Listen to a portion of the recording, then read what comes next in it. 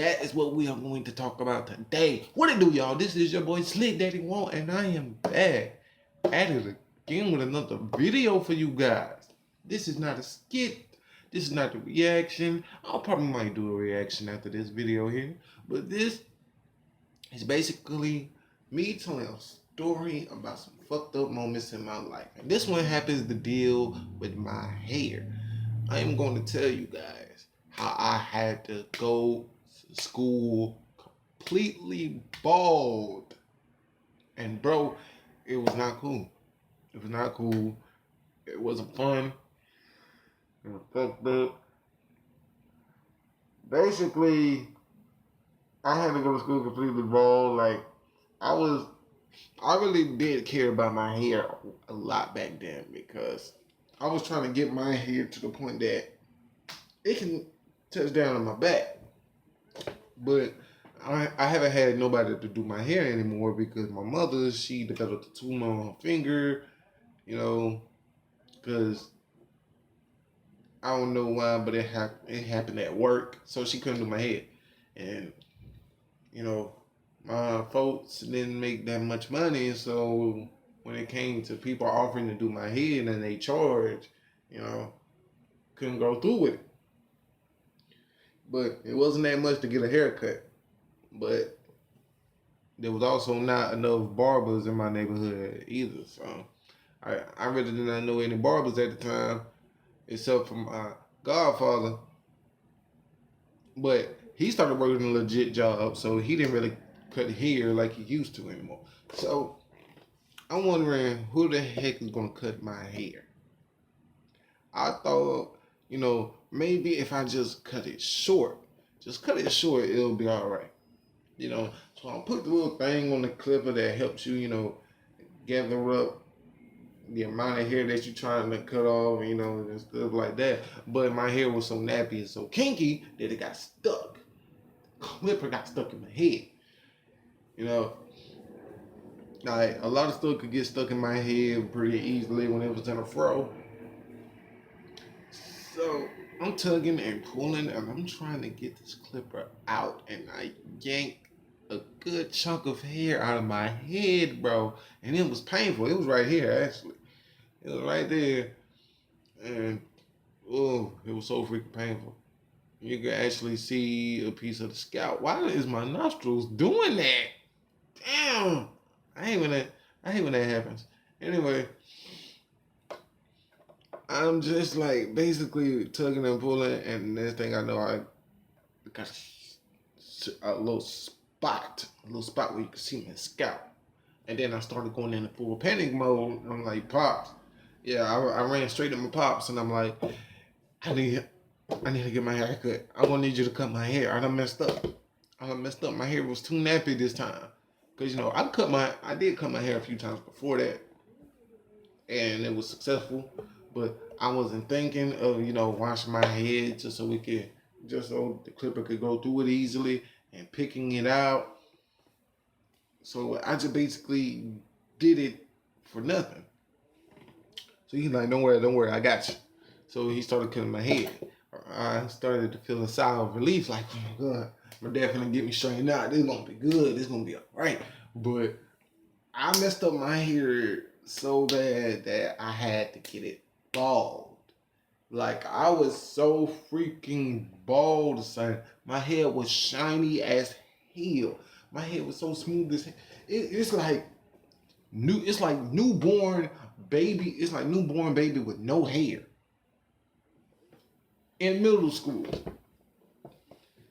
My sister's laughing at me, so I already know that I'm gonna get you the hell out the next day.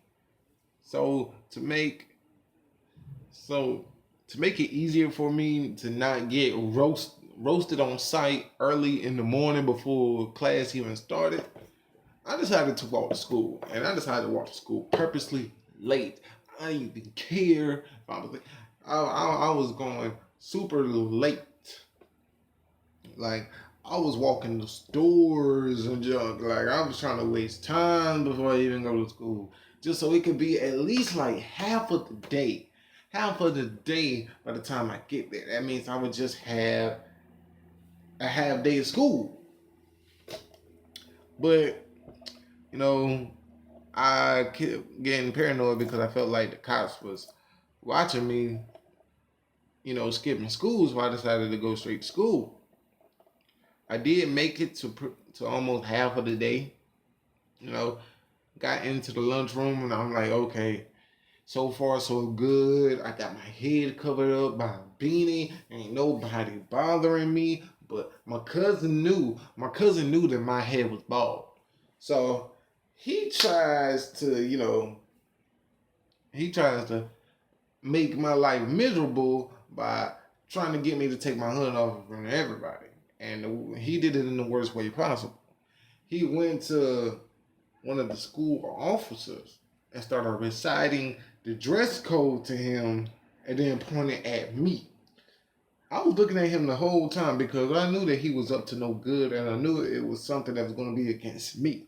So as soon as he did that and he pointed to me, I'm sweating bullets, man. I'm sweating bullets and this, I'm paranoid because he just keep getting closer. And I started treating it like it's a horror movie because, it feels like a horror movie when you're being the laughing stock in public school. Oh, man. It was so bad, my dude. The officer telling me that you need to take that hoodie, all hoods, hats, hoodies, all of that can be affiliated with gangs, so that's against dress code. You got to take it off. And now I'm like thinking to myself, should I listen or should I just, you know, keep my dignity and my pride by just talking shit, being a savage, and go straight to suspension or ISS? Really? I thought, but so I took my hood off. My cousin is making sure everybody looks at me when I take my hood off. He's like, hey, you, look at this, look at him over there, look at him over there. And now everybody got their eye on me. I'm slowly taking my hood off. Boom, I'm bald. I got a bloody streak of hair right here going down the middle, and everybody laughing at my ass, something fierce. I was pretty much the laughing stock of that whole 8th grade class, son. Everybody was coming up with names, bro. They was calling me freaking Krillin. They were calling me Mr. Clean. No, actually they called me Mr. Dirty because I was black. I didn't get that shit. Black Mr. Clean, he got to be dirty. Well, yeah, whatever. Anyway, they called me Shaq. They were coming up with so many names for my bald head. It was ridiculous. It was the most embarrassing moment of my life, for real. Now, one time, somebody actually took Sharpie and put 3 dots in the back of my head. And technically, I'm walking around with a bowling ball. Thankfully enough, my friends had my back and let me knew what the hell was going on. They showed me the dots. And good thing that permanent markers are not always permanent, especially on skin. Once you have alcohol, if you got permanent mark on you, it's sure you use alcohol to get it off. It works all the time. Or hand sanitizer works every night. So that saved me another 3 hours of embarrassment. But that was my most embarrassing moment in school history. It was so embarrassing. Like I really wanted to drop out. Like I didn't want to go back to school ever again. But now I could just laugh about it because look at your boy. Look at your boy. Look at these dreads. Look how long my hair is. Look at that. Look at that. Yeah. Yeah, man.